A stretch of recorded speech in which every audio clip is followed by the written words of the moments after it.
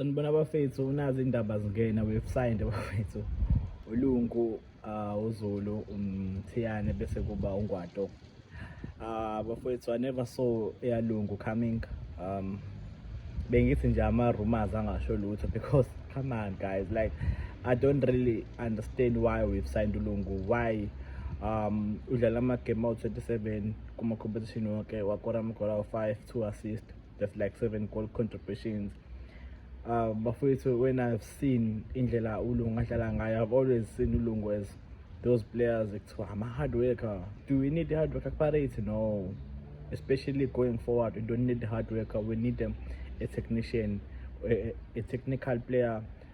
So I don't understand why to the uLungu as bafowethu, why do this man is in a mission to kill this team. Like he fights ball players mfethu, abadlali who are stars, abadlali aba carry baller, aba carry team, they bane character engafani because bama leaders everywhere across the world. Buka namhlanje uJude Bellingham kuthiwa him kwi-press kuthiwa Jude Bellingham, kusho coach ubani uTuchel uthi Jude must fight for his start kule World Cup. uJude akashongo lutho. What do you think was lento kwi-player ithini? I feel like great players are being targeted and bazoyaboya bencipha because umdlali just need to ukuthi athobele ucoach ahlale phansi.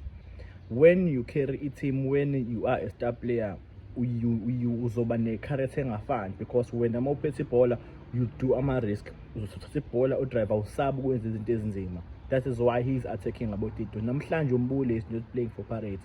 I'm sure he won't come back because he's not happy.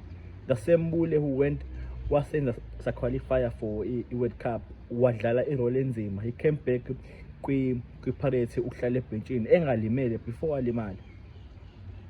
What are you saying in a player? Uyalimaza emotionally. And remember, once a player is not happy, he won't perform. Now bringing Abolungu, kusho ukuthi is he, what is he?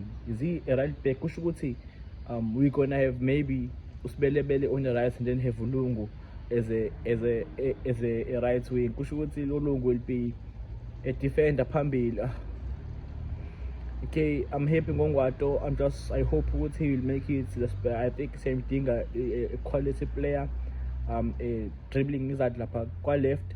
I've always seen Kulmile ngoZulu, which is a very brilliant player. I don't know ukuthi indawo uzoyithola yini, but buya ngathi abadlali abaningi bazophuma, and there's rumors ukuthi uVan Rijn he might go, uLibetso vele ngathi uyahamba uya kuStelis.